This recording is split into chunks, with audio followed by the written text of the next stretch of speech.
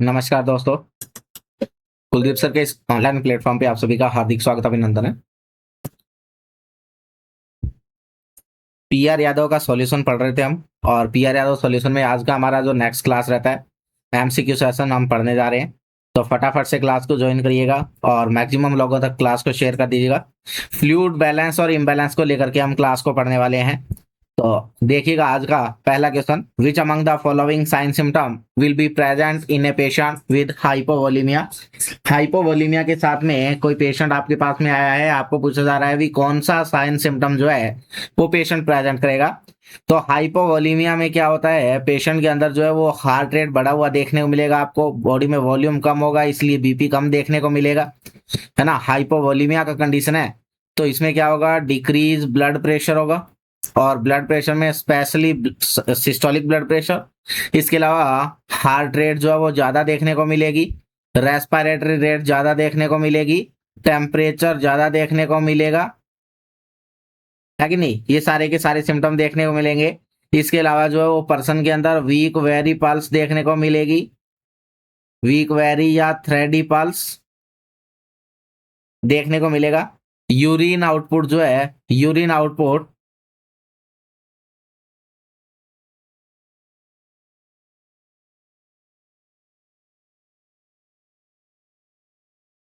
Output less than 30 ml per hour एक adult के अंदर आपको देखने को मिलेगा, और बच्चे के अंदर लेस देन 2 ml पर केजी पर मिनट।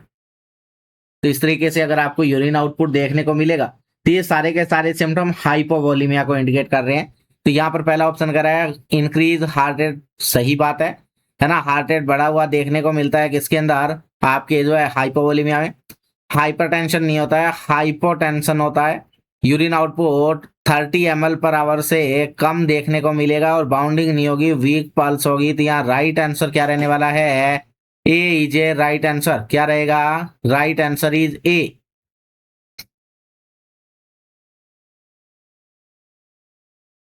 अगले क्वेश्चन की तरफ बढ़ता हूं। Which of the following laboratory finding should nurse expect if patient has fluid volume deficit. आपको पूछा जा रहा है कि एक पेशेंट के अंदर नर्स कौन सी लेबोरेटरी फाइंडिंग एक्सपेक्ट करेगी अगर उसमें क्या है, फ्लूइड वॉल्यूम डेफिशिट है। क्या है, फ्लूइड वॉल्यूम डेफिशिट है तो कौन सी लेबोरेटरी फाइंडिंग जो है वो नर्स एक्सपेक्ट करेगी। पहला कह रहा है पोटेशियम 5.8 है, दूसरा कह रहा है स्पेसिफिक ग्रेविटी 1.034 है, तीसरा कह रहा है पोटेशियम 4.8 है, और फोर्थ कह रहा है स्पेसिफिक ग्रेविटी 1.020 है। This is normal specific gravity. Potassium का जो लेवल है ये तो नॉर्मल लेवल है और ये हाइपर कैलीमिया को बताता है। तो पोटेशियम का डायरेक्ट फ्लूइड के साथ में कोई रिलेशन नहीं होता है, तो इसलिए ये तीनों बातें तो क्या हो गई है, गलत हो गई है। इसके अलावा यहाँ पर राइट आंसर क्या रहने वाला है आपका, बी। और बी आंसर क्यों रहने वाला है, क्योंकि जब जब क्या होता है बॉडी में फ्लूइड की कमी होती है, फ्लूइड डिक्रीज, तो क्या होता है, इंक्रीज स्पेसिफिक ग्रेविटी। और कितने से ज्यादा, तो हाइपोवोलीमिया के केस में मोर देन 1.026 से ज्यादा देखने को मिलती है। तो यहाँ पर राइट आंसर आपका क्या रहने वाला है, बी रहने वाला है, बी। अगले क्वेश्चन की तरफ मैं बढ़ता हूं। क्लास को शेयर कर दीजिएगा, लाइक बटन को प्रेस करना ना भूलिएगा और मैक्सिमम लोगों तक क्लास को पहुंचाइएगा। अगले क्वेश्चन की तरफ चलता हूं। अगला क्वेश्चन कह रहा है a child has fluid volume deficit. एक चाइल्ड जिसको क्या है, फ्लूइड वॉल्यूम डेफिशिट है। The nurse perform an assessment and determine that child is improving and deficit is resolving। क्या कह रहा है कि एक बच्चा आपके पास में फ्लूइड वॉल्यूम डेफिशिट को लेकर के आया है, नर्स ने परफॉर्म किया असेसमेंट को और डिटरमाइन किया कि बच्चा क्या हो रहा है, इम्प्रूव हो रहा है, और जो डेफिशिट यानी कि जो हाइपोवोलीमिया था वो नॉर्मोवोलीमिया की तरफ जा रहा है, ऐसा आपको पूछा जा रहा है। तो इनमें कौन सा सिम्टम बताएगा। पहला कह रहा है specific gravity of urine is 1.030। ये बात गलत है, हमने अभी कहा कि 1.026 से ज्यादा specific gravity fluid volume deficit, hypovolaemia या डिहाइड्रेशन को इंडिकेट करती है। दूसरा है the child has not year, this is also example of hypovolaemia. तीसरा कह रहा है capillary refill time is less than 2 second, yes this is good. यहाँ पर क्या है कि नॉर्मल हम बोलते हैं 1 to 3 सेकेंड और एवरेज 2 सेकेंड जो है वो हमारा क्या रहता है, कैपिलरी रिफिल टाइम रहता है 2 सेकेंड, है ना। तो 2 सेकेंड से कम है इसका मतलब डिले कैपिलरी रिफिल है, और कैपिलरी रिफिल डिले हो रही है इसका मतलब पेशेंट क्या है, बढ़ रही है, डिले नहीं हो रही है, सॉरी बढ़ रही है। डिले तो जब ये 3 सेकेंड या मोर देन 3 सेकेंड होता तो हम बोलते, तो ये क्या है, ये इंडिकेट कर रही है कि पेशेंट क्या हो रहा है, फ्लूइड को क्या कर रहा है, नॉर्मल वॉल्यूमिया की तरफ जा रहा है। नेक्स्ट है urine output is less than 1 ml पर केजी पर आवर, अगर 1 ml यानी कि लेस देन 2 ml पर केजी पर आवर हो तो हम उस कंडीशन को किस में लेते हैं, हाइपोवोलीमिया या फ्लूइड वॉल्यूम डेफिशिट में काउंट करते हैं। तो राइट आंसर यहाँ क्या है, सी जे, राइट आंसर सी। सी यहाँ पर क्या है आपका राइट आंसर है। अगले क्वेश्चन की तरफ मैं बढ़ता हूं, एक बार क्लास को शेयर कर दीजिएगा, और आप अगर चैनल पर नए हैं तो एक बार चैनल को सब्सक्राइब जरूर करिएगा। अगला क्वेश्चन है 24 नंबर question, which of following is first sign of dehydration. Dehydration का पहला साइन आपसे पूछा जा रहा है, डिहाइड्रेशन बोलूं या फ्लूइड वॉल्यूम डेफिशिट बोलूं,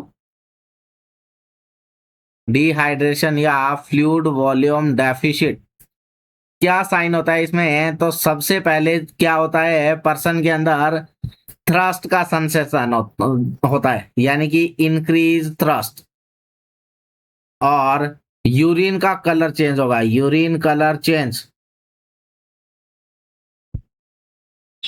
और चेंज कैसा, तो टर्न इनटू डार्क कलर।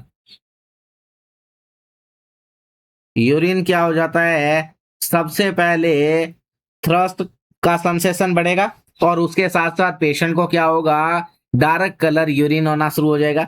उसके बाद जो है, उसके बाद आपको पेशेंट में क्या देखने को मिलेगा, हार्ट रेट बढ़ा हुआ देखने को मिलेगा, टैकीकार्डिया है,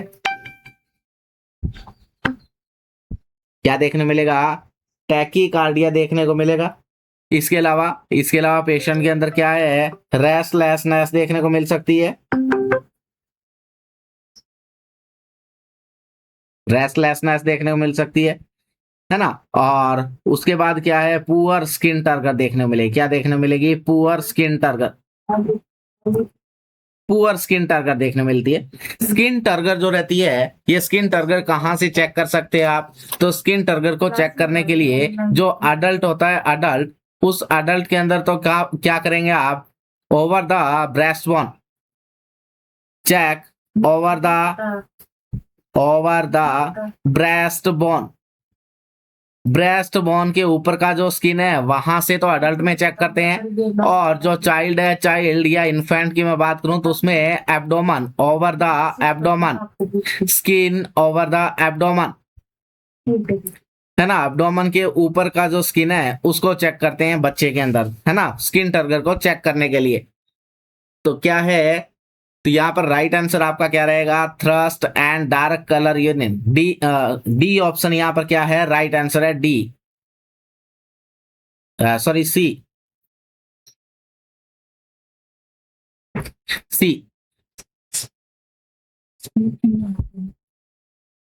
thrust and dark colour urine, C is a right answer.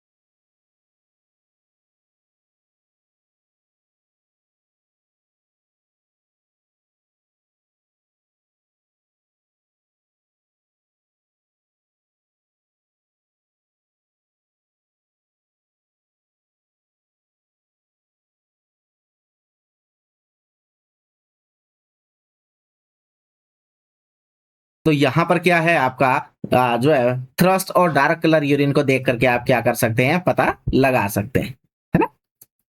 Next चलते हैं और अगला जो क्वेश्चन रहता है, अगले question,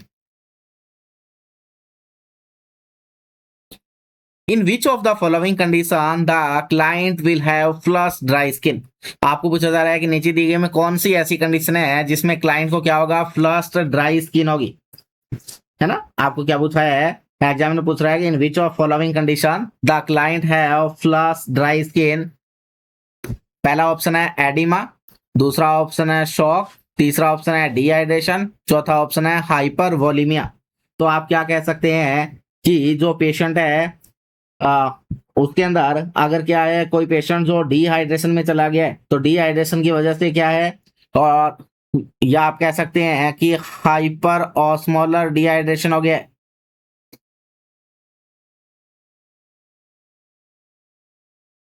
hyper osmolar dehydration, hyper osmolar dehydration का मतलब, हाइपर का मतलब ज्यादा और इंक्रीज का मतलब ऑस्मोलरिटी का मतलब ऑस्मोलरिटी या कंसंट्रेशन। तो ब्लड का कंसंट्रेशन बढ़ गया है, ऐसा डिहाइड्रेशन हो गया है, तो उस कंडीशन में क्या है, पर्सन के अंदर क्या होता है, फ्लश, है ना, बार बार पसीना होना और ड्राई स्किन हो जाती है। तो यहाँ राइट आंसर क्या रहेगा, C, dehydration is a right answer, C. अगले क्वेश्चन की तरफ मैं बढ़ता हूं।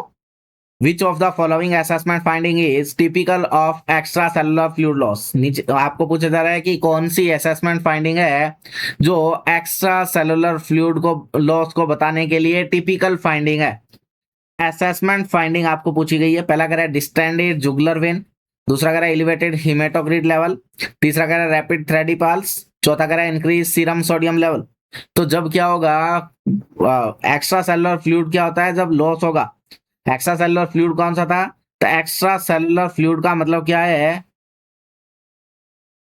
एक्स्ट्रा सेलुलर फ्लूइड का मतलब क्या है, एक्स्ट्रा सेलुलर फ्लूइड का मतलब है कि जो आपकी वेसल्स के अंदर फ्लूइड है, वेसल्स के अंदर यानी कि ब्लड, तो क्या हो गया, ब्लड के अंदर से या तो प्लाज्मा लॉस हो गया, है ना, प्लाज्मा क्या हो गया, लॉस हो गया। तो उस कंडीशन में आपको पूछा जा रहा है कि कौन सी असेसमेंट फाइंडिंग आपको बताएगी। पहला कह रहा है distended jugular vein, jugular vein distend नहीं होगी जब बॉडी के अंदर फ्लूइड की कमी होगी, तो ये बात गलत है। दूसरा कह रहा है एलिवेटेड हीमेटोक्रिट लेवल, ये सही बात है, हीमेटोक्रिट लेवल बढ़ता है। तीसरा कह रहा है rapid thready pulse, rapid thready pulse होती है। चौथा कह रहा है increase serum sodium level, serum sodium level भी क्या है, इंक्रीज होगा, ये बात भी सही है। बट यहाँ पर अब यहाँ तीन बातें जो है सही है, पर तीनों में से जो आपको पूछी गई है कि असेसमेंट फाइंडिंग बताओ, आपको क्या पूछा है, आपको एग्जामिनर ने पूछा है असेसमेंट फाइंडिंग बताओ। तो असेसमेंट जो आप असेस कर सकते हैं ये आपकी लैब फाइंडिंग है और ये भी आपकी लैब फाइंडिंग है, समझ पा रहे बात को। तो ये दोनों ऑप्शन यहाँ फिर गलत हो गए और राइट आंसर क्या रहेगा, C, rapid thready pulse, this is assessment finding. इसको आप असेस कर सकते हैं, इसको क्या कह सकते हैं, असेस कर सकते हैं, है ना। तो this is rapid thready pulse. तो right answer is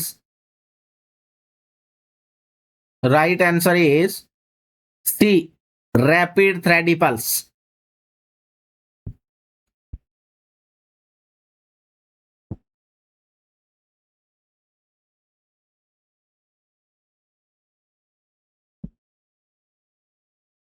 rapid thready pulse right answer आने वाला है यहाँ पर। अगले क्वेश्चन की तरफ चलते हैं। नेक्स्ट क्वेश्चन है treatment of severe dehydration is, severe dehydration का ट्रीटमेंट बताइए क्या होगा। क्वेश्चन यह है ट्रीटमेंट ऑफ सीवियर डिहाइड्रेशन,